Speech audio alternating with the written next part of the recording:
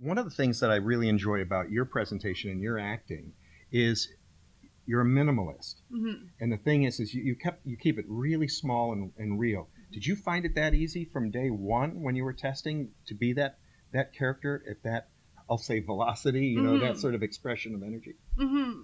I did. I mean, I think it's a thing that I've struggled with sometimes with her, but I think generally the way she's written could, or not the way she's written, but like on paper, the description of her could be such a stock, like angry hackers, like riot girl chick, and I didn't want to play into any of that stuff, and I think I probably have, and have like made mistakes along the way. But I think for the most part, I think the more obvious strokes of Cameron were less interesting to me. It's not an easy transition to suddenly act out and be somebody else or play parts of yourself as that has the luxury of another name and another character.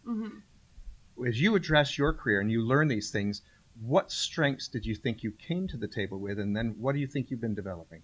The motto of the Meisner technique is the person you are is 1,000 times more interesting than the greatest actor you could ever be. So everybody's just trying to use themselves authentically in the given circumstances. And I always found that really easy to adapt to. But then I think I struggle with sort of more transformative character things because it's like a departure from my line of just how I sort of came up, and then trying to figure out how to be authentically yourself but mute like all of these other parts, and that creates a character, and that creating a character isn't actually putting on like a mask, So something that's always been interesting for me about Cameron is I always use this metaphor that like the computer is a conduit for her to connect with people. And I always feel like when she's faced with connecting with a person in flesh and blood, that she has to like reach through the screen and like really try and understand another person's point of view, and that it's not intuitive at all for her. And I like that growth of her learning how to play well with others or be empathetic. I think she's had to like learn these sort of innate things for a lot of humans. I like how she changes emotionally and visually in the same way over that amount of time. And she's maturing. Yeah. And she's drastically different in so many ways from where she started. And I think that's really true to the experience of like articulating your identity in your 20s. When you came to the Halt and Catch Fire character, and in that scenario, how much do you know about computers? Just nothing. I was so concerned about it before season 1 and did so much work and was like auditing courses at MIT and really just like thought of myself as a like montage of Goodwill Hunting scenes in my apartment. And Halt and Catch Fire is so rad because we have different directors every week. So the directors, I mean, we had Jake Paltrow, who was so great this year, and Reed Moreno, who just directed is Jake's Gwyneth's brother? Okay. And Andrew McCarthy, just really cool people who are doing, and Karin Kusama has directed an episode since every season since season 1. She just had the invitation come out, and so you start having these like long artistic relationships with people that sort of naturally evolve into other conversations, and Kimberly Pierce as well. Just that's been a wonderful way of accessing without it feeling like smarmy and like networking. Doing a million takes if you're David Fincher is cool because he knows what he's doing, but I think sometimes people do too many takes because out of an anxiety that they won't have it covered, and that reads to me as a lack of preparation and a lack of like vision for the thing, because you don't know what shots you're using, you don't know the tone of the scene, you don't know how it's going to look in the edit, you're just sort of shooting everything and hoping you'll figure it out later, which I think is kind of sometimes disrespectful to everybody on set who it's good to know that there's a plan and that we're like telling a story, not just like any story. I don't know.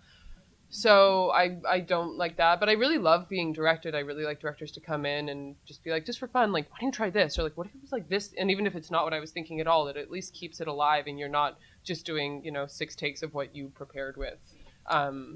But you're challenged and you know that person's engaged and not just looking at like the lighting and the framing of the thing, I mean, Ridley Scott, who I worked with on The Martian, does 2 takes always with like 4 cameras, so you have like 8-hour days and everybody gets home by 6:00. It's so cool, and it's so lovely because he's like, we got it, and you're like, okay, if you think we got it, then I trust you, Ridley Scott. And I like that. Yeah, her to him. Yeah. Her to him.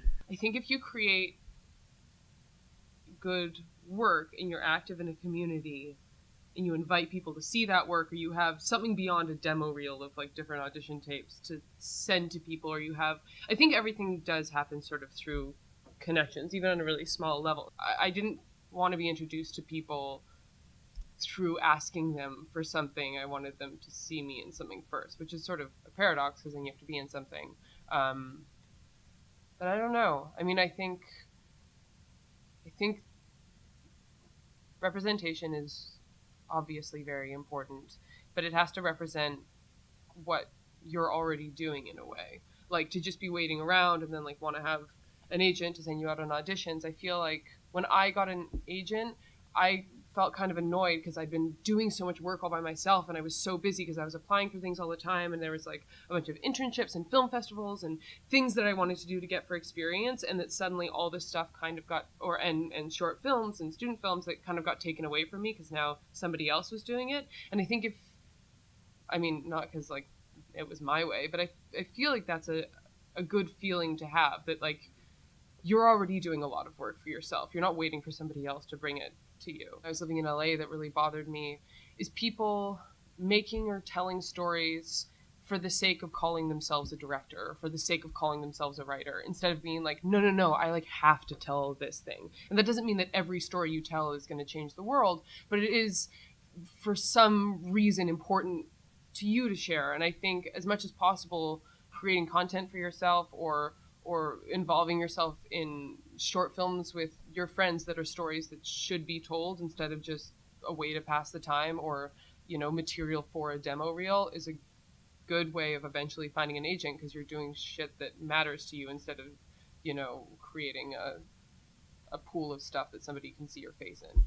Just be a diligent worker instead of just a person who feels a lot of things and then enters roles. Like, you have to have, especially in this career, I found it really hard to have, and still, work hard to have like discipline, and not like strict hours every day, but just a sense of order to my life, so that my life isn't completely interrupted by going and shooting something and then I have like 5 days off where I don't do anything. So I think that sort of rigorousness, and also I just think it's good to have other life experiences than acting. It doesn't make you a very interesting actor if you just have acted forever. I think you have to take breaks and go and do things that develop your point of view. Give it up for Mackenzie Davis.